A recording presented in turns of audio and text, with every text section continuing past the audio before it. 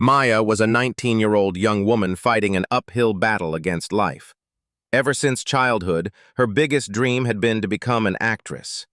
Her father would always say, "You were born to be on stage, my girl. One day you're going to be someone great." When she was little, he would teach her how to stand in front of an audience, and they would watch old Hollywood movies together in the evenings. "Look, Maya," he would say, "real talent lives here, in the heart. You have that talent, too." When Maya's eyes sparkled, her father would tell her stories of celebrities, how they struggled, how they never gave up. He would turn their small living room into a stage and have Maya perform little plays. Even the neighbors would come to watch her performances. "This girl is really talented," they would say. Maya felt like the luckiest girl in the world in those moments. Her father would tell her, "Maya, you're not just acting, you're living. That difference is very important." But fate had carved out a very different path for her. A year ago, she lost her father in a tragic accident, and his death shattered not only Maya's life, but also her mother's. The accident had been so sudden. They were talking on the phone 5 minutes before, and 5 minutes later the hospital was calling with the terrible news. Maya could never forget that phone conversation. Her father had told her, "Let's look at the drama school application forms tonight." Maya had smiled and replied, "Okay, Dad, we'll fill them all out together when you get home." But her father never came home again. After the accident, her mother fell into deep depression, losing all the joy she once had. She could barely function for days and could only stay on her feet with medication. The garden where she used to plant colorful flowers was now neglected, and the sounds of music that once filled the house were replaced by silence. Maya's mother used to be a cheerful, vibrant woman. Now she wandered around the house like a ghost. When Maya said, "Mom, you need to eat," her mother would look at her with empty eyes and reply, "I'm not hungry, Maya." Maya could see her mother melting away a little more each day. The doctor said her mother was suffering from severe depression and needed professional help. But psychological treatment was also very expensive. Maya had no one else to support her.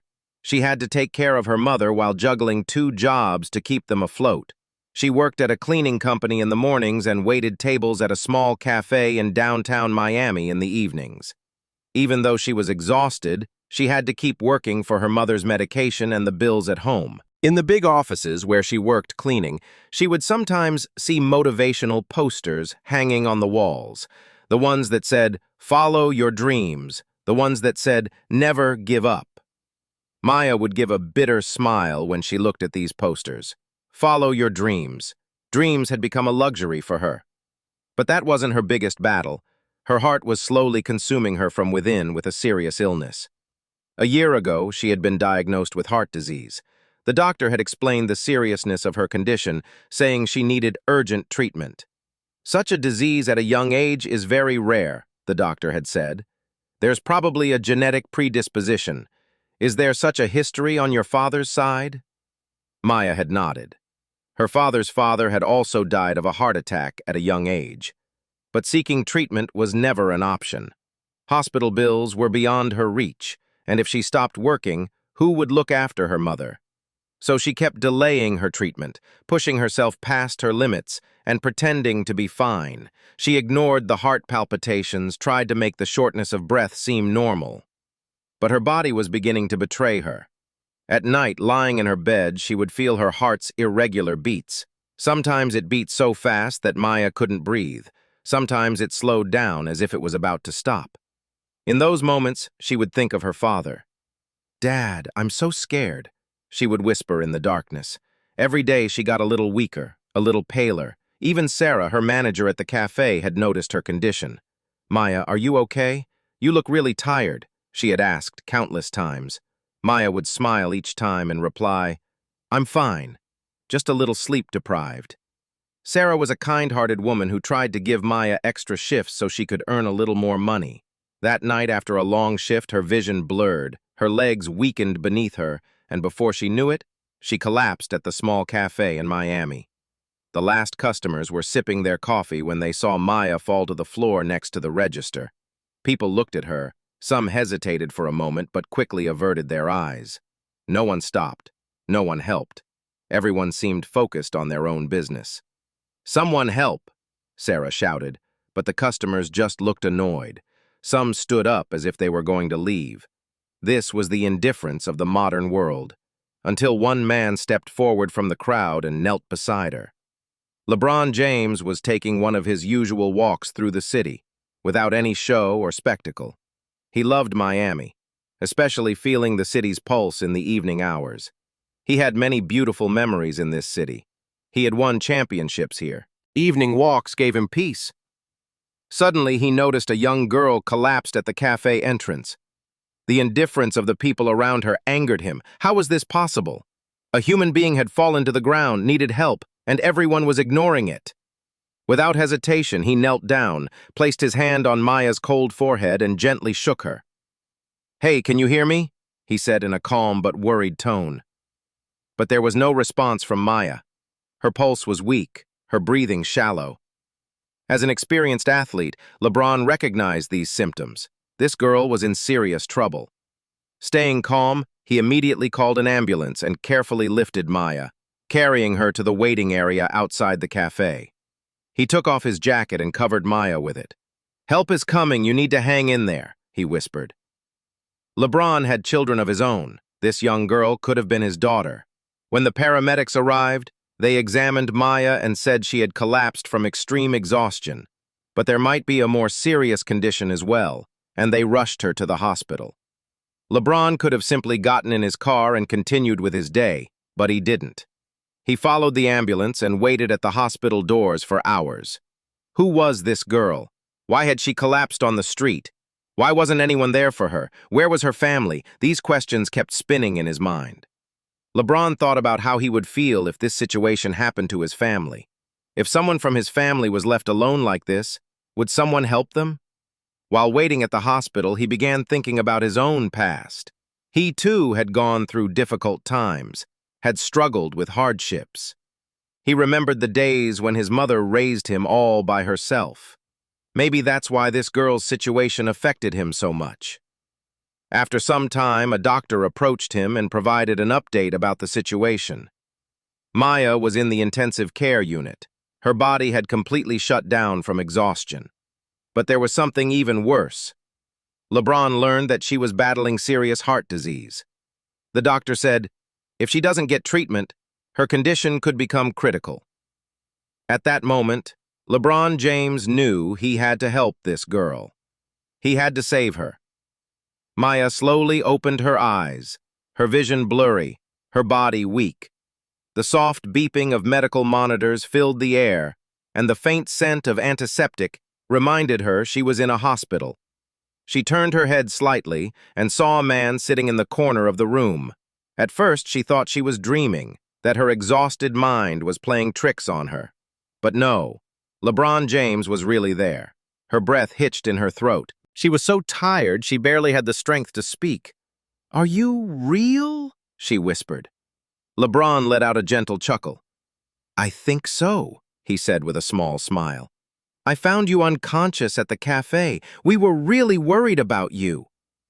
Maya lowered her gaze, embarrassment creeping in.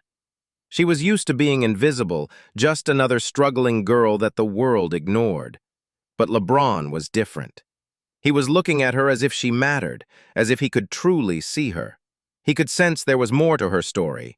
And with a kind but firm voice, he asked, "Will you tell me what happened?" Maya took a deep breath, steadying herself. It had been a long time since anyone had shown her this much interest. "I lost my dad last year," she said, her voice trembling. "It was a tragic accident. Everything changed after that. My mom wasn't the same anymore. It felt like I lost her too. She stopped living, just gets by on medication now, doesn't even notice I'm there." Her eyes filled with tears. "So I take care of her and work 2 jobs to keep us afloat. Mornings cleaning, evenings waiting tables. But that's not my biggest problem." She paused, trying to gather her voice. "I have heart disease." LeBron's expression darkened, his heart sinking as he processed her words. How heavy a burden was this young girl carrying? "When my dad was alive," Maya continued, "he said we'd fight it together, that I shouldn't be afraid. He always told me, Maya, you're a strong girl. You can overcome anything. But when he died, I gave up too. I stopped treatment. How could I afford it? If I stopped working, who would take care of my mom? LeBron exhaled, shaking his head slightly. He had heard stories of people struggling, but this was different. This was a girl who had sacrificed her own life for someone else's. What about acting? He asked softly. Your face lit up when you talked about your dad. Was that your dream? Maya gave a bittersweet smile, her voice barely above a whisper. Yeah, once upon a time. My dad wanted me to go to drama school. He believed in me more than anyone else ever did. When I was little, he would constantly say, Maya, you're a natural actress. One day you'll be on the big stages. But life had other plans for me. LeBron took a deep breath, trying to absorb every word. Maya was barely holding on, burdened by grief, responsibilities, and an illness that threatened to take everything from her. Maya clenched her fists slightly, her breathing shaky. When my dad was alive, I felt strong, she admitted. With him, I believed I could get through anything. But when he died, it was like I died too. My mom locked herself in her room for days, forgot to eat, forgot how to live. She'd tell me, you have to be strong. But how do you stay strong when you've already shattered? Her eyes met LeBron's, and for the first time she saw something in them, understanding. Not pity, not judgment, just pure empathy. You know, she continued, her voice barely audible. Sometimes being strong just means forcing yourself to keep breathing. LeBron felt a lump in his throat. Maya had carried the weight of the world on her shoulders for so long, but how much longer could she keep fighting alone? She swallowed hard and continued, When my dad was here, I wasn't scared to go to the hospital because he was with me.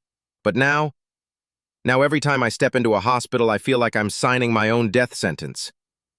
One day a doctor will tell me it's too late, that I waited too long. But what choice do I have, LeBron?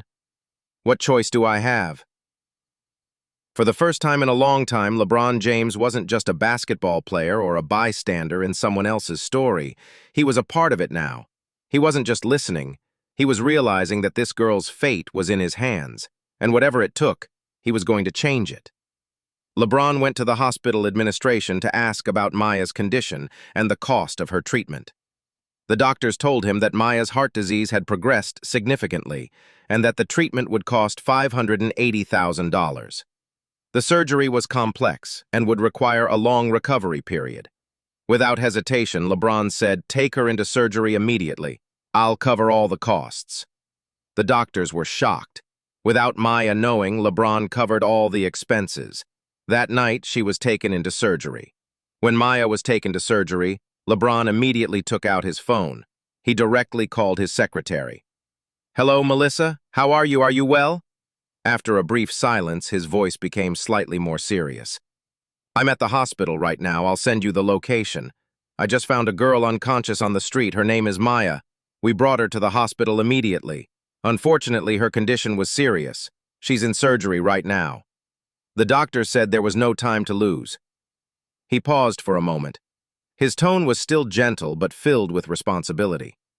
"Melissa, I have a favor to ask. I want you to direct one of the drivers to the hospital immediately. When Maya comes out of surgery, I want him to be there, both to get information from the doctors and to stay with Maya as a companion. I'm going home to my family now, but don't let Maya be alone. Have them report every development to me immediately, okay?" "I'll handle it right away, Mr. James," said his secretary, and LeBron hung up the phone. Before leaving the hospital, he looked at the operating room door one more time. Then he bowed his head, took a deep breath, and slowly walked outside. That night, when he returned home, his mind was still at the hospital. He told his family about the situation he had encountered. A few hours later, the phone rang. The driver was calling. "Mr. James, Maya came out of surgery. The doctors said the surgery went well. She's in her room now. I'm with her." LeBron took a deep breath. "Good!